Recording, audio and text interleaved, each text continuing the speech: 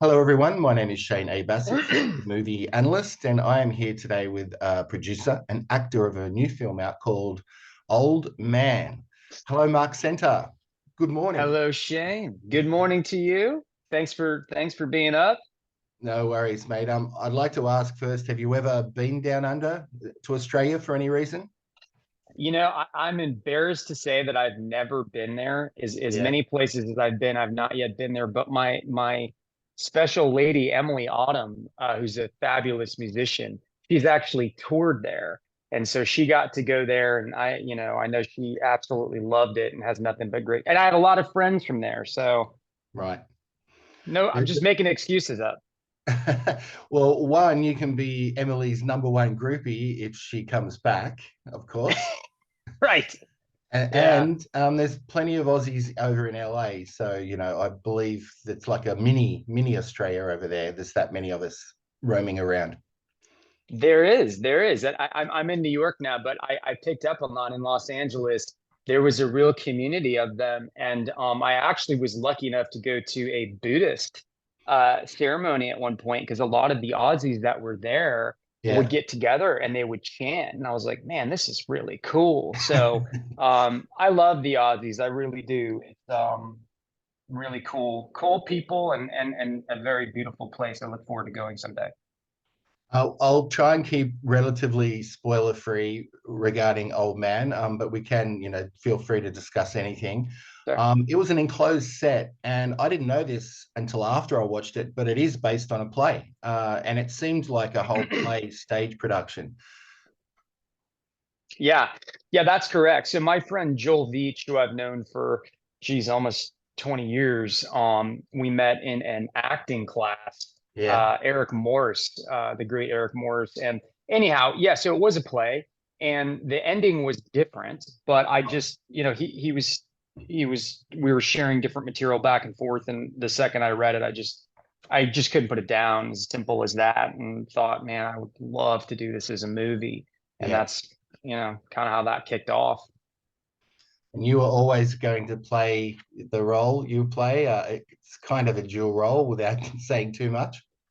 Yes, yeah, correct. So that was the thing, is when I read it, I was like, oh my God, I want to do this. And I was already having these ideas and these just kind of inspirations, and just really an excitement to go out there and do that. And that's what motivates us, right? I mean, whatever it is, that there's something that you read Yeah. that grabs you and you're like, damn it, now I can't stop thinking about that. And it's kind of was the catalyst for me to, get it going. Well done. I mean, putting yourself in front of someone like a scene partner, such as Stephen Lang, as well. Did you cast him, or had he already been in the play version beforehand? No, no. So he hadn't been, and we actually just offered it to him, and we're lucky enough that he said yes. So Yeah. lucky us and lucky me, because he's a pretty special guy. I'm sure you know. Yeah. I look. I've been watching his career for a very long time. I remember him with Michael J. Fox in The Hard Way. He and James Woods. Oh, They go. right. I know. I go way back then. And Band of the Hand, which was a very early Michael Mann film Oh, he was in. And he appeared in Miami Vice, the television series. So look, that guy I've been watching way right. before Avatar. Right. We're the real fans. We've known it. We knew him pre Blue Man. Yes. Now, there's a lot of components to your actual character. How did you get around that? Because there seemed to be a lot of clues. It was that type of movie that might not have moved around a lot of places, but there were clues to certain character traits. How long did you have to, study this character to make it convincing? Yeah, well, I think what's funny about us actors is, I think out of just pure fear, we read something and we go, well, I'm going to do this.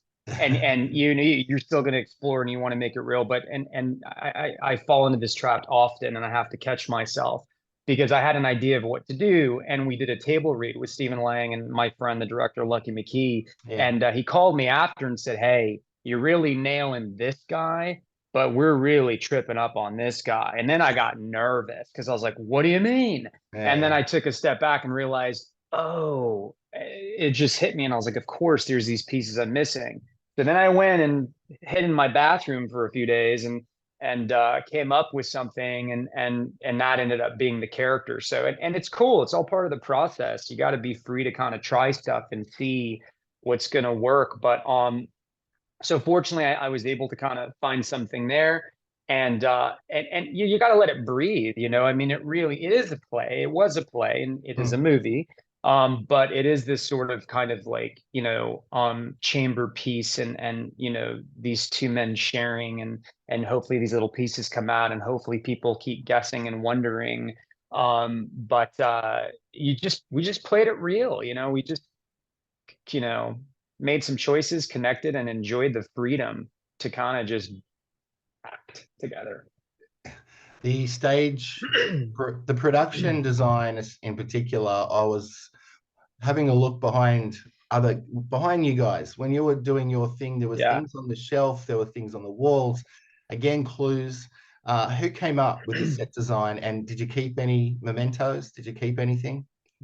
Yeah. So we had an amazing production designer named Lily Teplin, Yeah. who did a fantastic job. And I was blown away, that's a studio. I mean, they built that from scratch. So when I walked in there in the early stages, I just couldn't believe what a remarkable job that she did. And, Lucky was a big fan of the Andrew Wyeth paintings. And of course, he Yeah. was, showing these paintings and sharing them with her. And so they really collaborated together to build that. But yeah, of course, there's some really fun little nest eggs in there.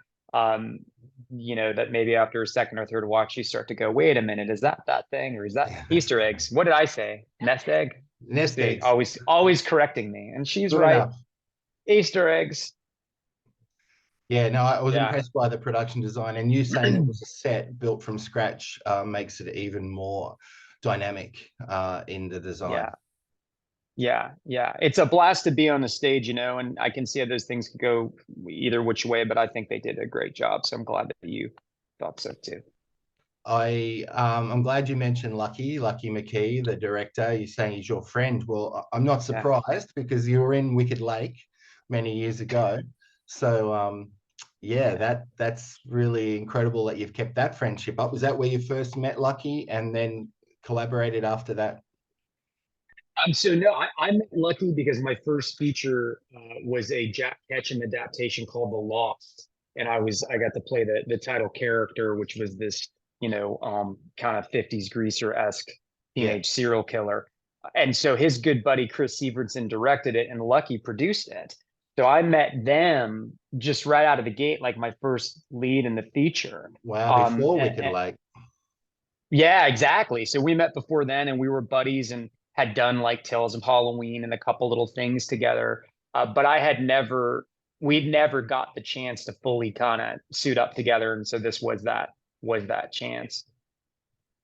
So you being a producer, got asked this question. Did you come in under budget?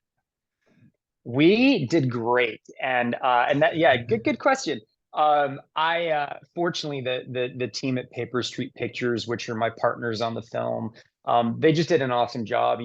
It's the creativity and making the movie obviously is why we're there, but it's super important to me that the crew's happy and that everyone is having a good time and feeling welcome and having a great experience and every and things are done properly. And fortunately, this went super smooth. We only had one incident that was no one's particular fault, but just an onset rain situation that was solved quickly. So we did come in on budget. We did come on time. And in fact, we were ahead of schedule most Yeah. days, which is pretty wild. Yeah. You need to elaborate now. You've brought it up. A rain situation. What happened? Yeah, that's the fun stuff, right? So there's the scene where my character is sitting at the table with Stephen Lang, and he's got this kind of big speech. Joe has this big speech. Yeah. And at the time, they'd thought about doing the rain on the window practically. So they were like shooting a hose or whatever they were using. And once it started, I kind of looked at Slang, is what we call him. I kind of looked at Slang sideways and thought, that's pretty freaking loud. Like it sounds almost like a hurricane's hitting the thing. But we just kept going. So my character is supposed to softly tell the story, and halfway through, I catch myself being like, and then this happened, and that. And it's like, now I'm trying to speak up because this is so loud.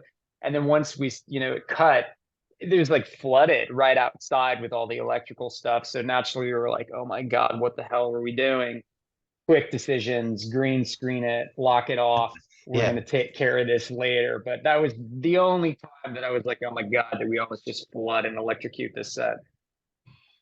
I'm familiar with Liana Wright-Mark, and Yeah. you had to wait a long time until you saw her as part of sort of the final stanza of the film. You were Yeah. saying that some bits might have been changed from the play. Was that part of it? The whole ending? It was totally part of it. Yeah, We were, there was a time period right before we were filming, and Lucky was really just challenging himself to, make this as cinematic as he could, and yeah. remembering, hey, this is a movie, it's not a play. So I was very attached to a lot of the ending of the play, but I definitely took a step back and went, okay, we can't have the main guy come in again and be like, let me tell you this 5-page monologue of what the hell's really going on. Like, and so that's where a lot of that stuff was invented. So that's all. Yeah. The whole ending is very different than what was in the play. Oh, I love the ending. I thought it was great, and Liana, Oh, I mean, she's great as well. Did you know her before the production began? she is great. I agree with you. And no, I did not. She was cast. Yeah, So Lucky had a very specific look that he wanted to go for, and we were lucky enough to find her. yeah, yeah. No, I've got a lot of time for her. Yeah. Old man. So, do you think there'd be an idea, or you could float an idea for old man prequel? Maybe young man. Yeah, hey, you never know. I mean, Stephen you Lang's finished it. character was a young man once, right? That's a great point. Oh my God, that is a good point. Maybe you could do that. It's almost like these different variations of what he's experiencing and going through. Yeah, Let's there you work go. on it. You send me something. Write something down. Let's start kicking it Well, around. you're a producer, and I'm sure you're always looking for projects. You finally got that Yeah. Woodstock movie done. I'm looking forward to watching that. Oh Um, yeah, cool. yeah, that you've got filmed, that you filmed. But yeah, I thought Young Man could be an old man prequel. It's not a bad idea. I like it. And we know that I don't know if you know it, I just made me think of this, but in Russia they actually do you know about this whole thing? Yeah, I do, but Norm, my um, listeners or viewers might not. I had thought of this. I think it's funny, but so our movie did very well in Russia. What is going on here? Like, I guess we're just a hit in Russia, during this bananas time. But they decided to peg the movie basically "Don't Breathe" the prequel. Mm. So what I want to know is, were some of the audience, did they buy it? Were they into it? Did they have fun, or were they 10 minutes in going, what the hell is going on right now? It's Well, pretty funny, I'm not actually. sure what's allowed to go into Russia on their cinema screens, but if they're told it's a, Don't Breathe prequel and Stephen Lang's there, maybe they do buy it. I don't know. Right. I don't know, but at least it Right. made some money and people enjoyed it, obviously. So that's a Yeah. big plus for Russia cinema goes. Yeah. Yeah, for sure. I've got to ask this. It's a bit of more of a serious question. Yeah. Why are we talking? Because at the time of recording this, SAG and the writers' strike is still happening. I mean, it's Right. looking a little bit clearer what might be happening, but it's no secret that a lot of people just.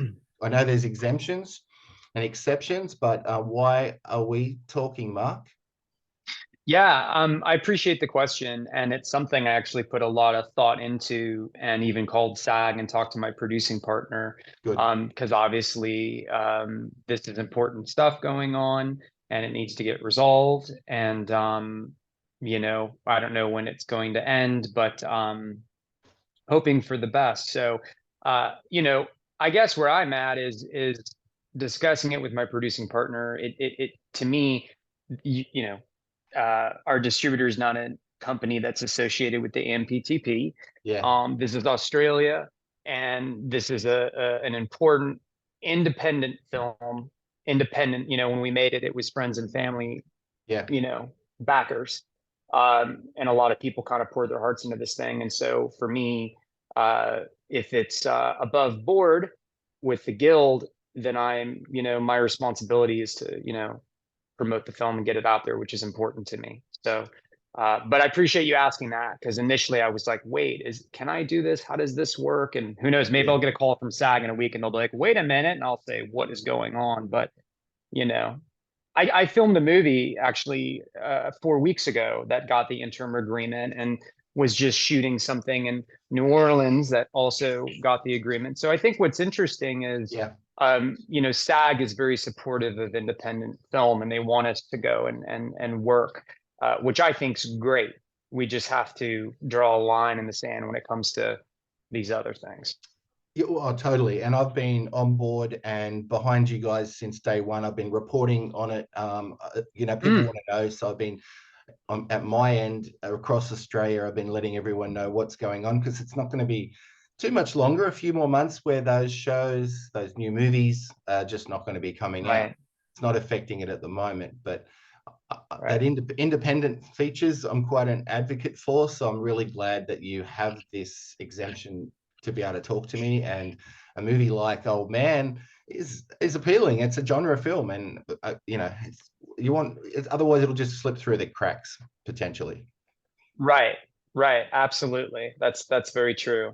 So And what a on time, huh? look, What a time, man. I'm going to ask you a little bit about streaming services too, your opinion, because in Australia, Old Man's going to be released. Well, it is released on physical media still. It's on DVD. Can you believe it? And Wow. streaming, you can rent or buy it on digital platforms. So what as an actor, and you've come through the ranks before streaming became a thing, how do you find it yourself? Like, have you got an opinion on theatrical versus streaming? Yeah, it's a great question, because when I had started, I remember like it was the DVDs, and foreign had 70% of the market, and da da Yes. da, and you're and right, and then this whole thing changes. I mean, I remember having a Netflix subscription and getting the discs in the mail, so it's like and I know you too, it's like we've seen this big change. I think on one side it's amazing because there's a lot more opportunities for content to get out there, but I think it's overwhelming with all the different options. And for just someone trying to watch something, like, Jesus, I have to have this thing, this thing, this thing. It's very overwhelming. Yes. Yeah. And then also it's frustrating because it is true, like as an actor or a writer, and I'm imagining for directors as well. I'm not as familiar with things outside of my camp. I'm familiar, but not as much as my camp. Sure. It is really frustrating when, maybe something's going gangbusters on Hulu or Netflix, and we don't have a clue. And we get a No. residual, and you're like, oh, well, I'll get us a cup of coffee today. And you're going, man, what if that thing's just killing it on, Yeah. um, and I feel like there was this weird, there was always this sort of feeling talking with other actors or producers that, oh, well, we don't know what those numbers are. They'll never tell us what those numbers are. And it was almost comical and just sort of conversation to talk about that.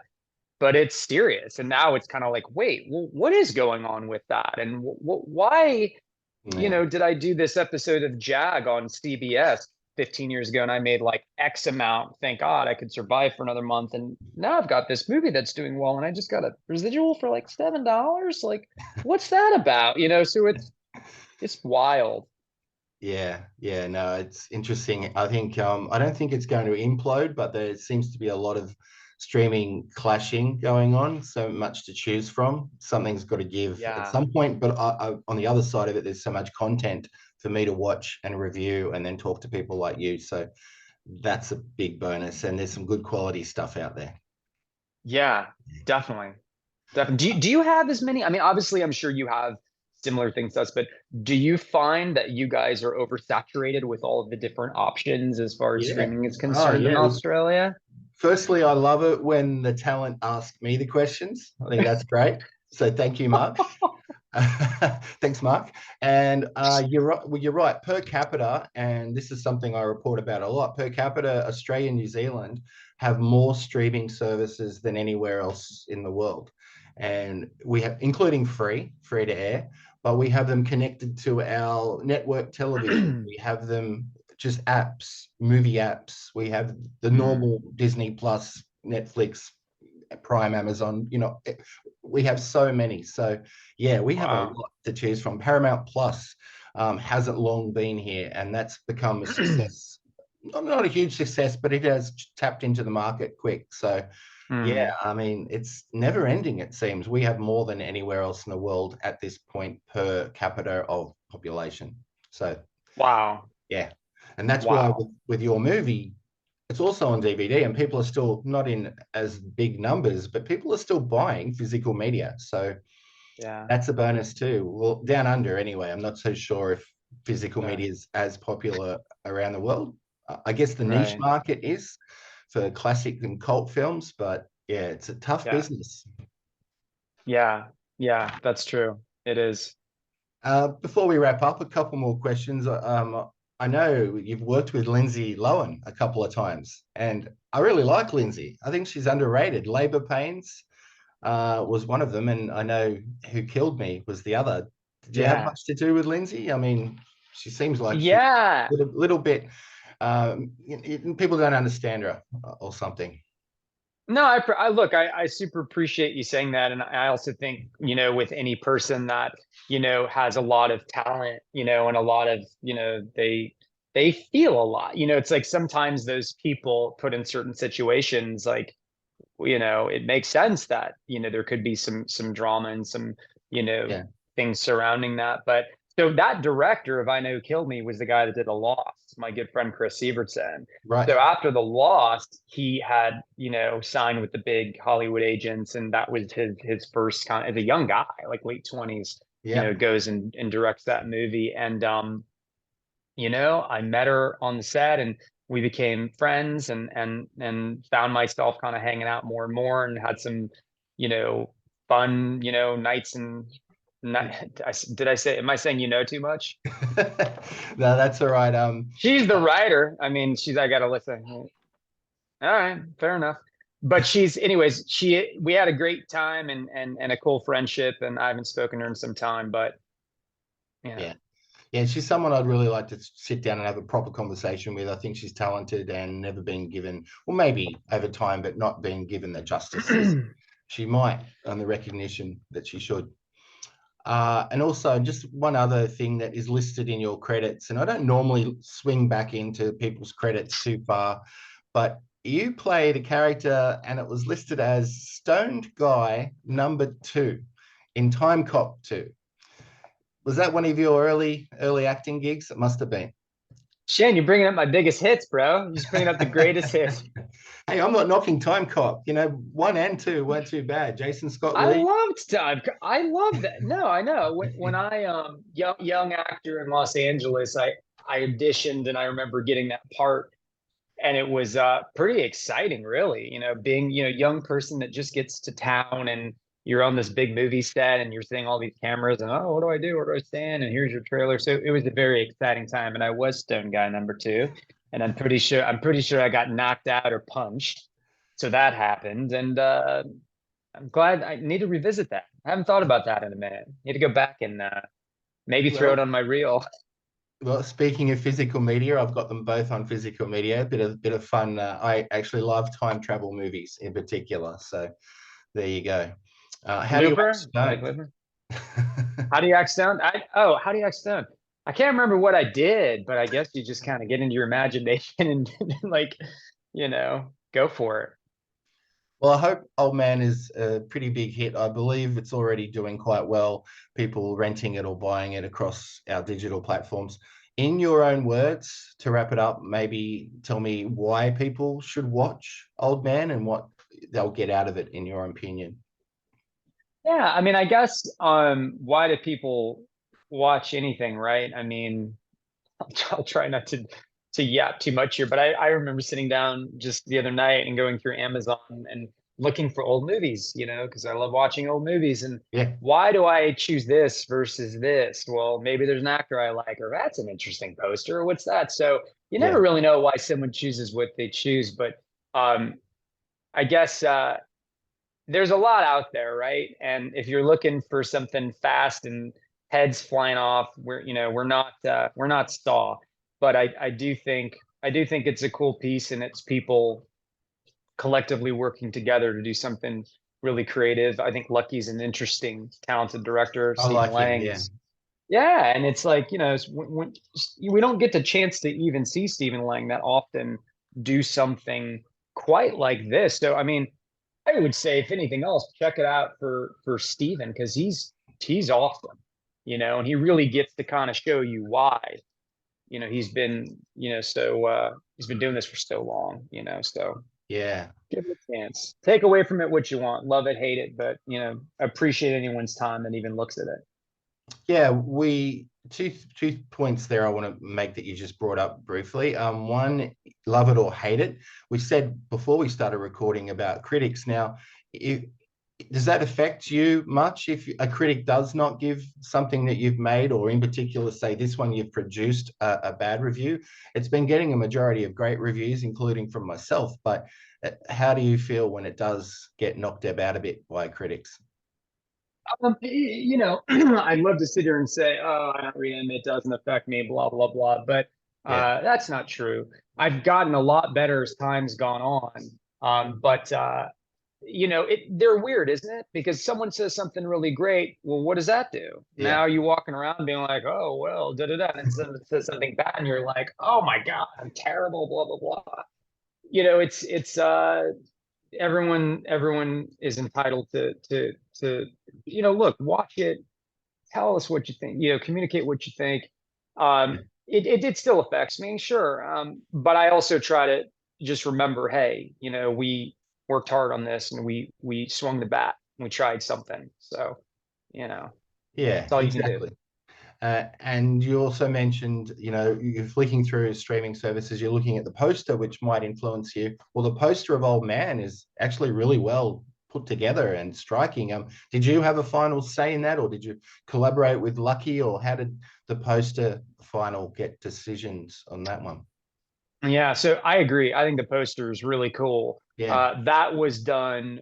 RLJE, our distributor, and those guys came up with that. That was the minds over there, the great Mark Ward, and their marketing team, and I think they did a terrific job. So we didn't really necessarily have approval over that, but I was very pleasantly surprised, and we loved it. There's also a more artistic poster that Lucky's wife did. Oh, that yeah. I really like.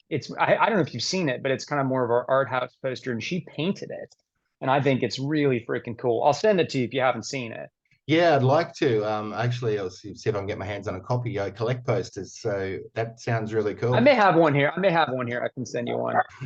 Well, I wasn't asking, but yeah, it's cool. Thank you. Yeah. I love posters. I really posters my whole life are what gets you into a movie. You walk into a cinema and you see posters. That's what you see first before the movie. So it's always been a thing for me, a good movie poster. Yeah, and isn't it fun when you find ones that are so like it's very exciting when you see one, you're like, oh my God, that's so Yeah. freaking cool, Well, Agree. congratulations. Oh, go ahead. I just was going to tell you, I don't know, I kept wanting to tell you Romper Stomper is one of my favorite movies of all times. And I say that as in, when I got started, it was like Taxi Driver, Romper Stomper, Chopper. Like there Yeah. was a handful of movies I realized about these kind of dysfunctional characters, but that really, these types of movies that really had a huge influence on me, and Romper Stomper was one of them. Just such an unbelievable movie. I'm guessing you like it as well. Yeah, indeed. And it's just, well, last year it celebrated its 30th anniversary. And it was probably released in the US this year, say it's 30 years ago, because it was a huge hit down under. And then it went. It was, huh? Yeah, it was massive here. But then it went global, of course. But yeah, it stands the test of time. It's one that you can rewatch, and it has that impact it did then for me as a kid, as it does now when you watch it. But Romper Stomper, mate, you've got good movie choice, good movie selection in your head. That's great. Thanks, man. Right.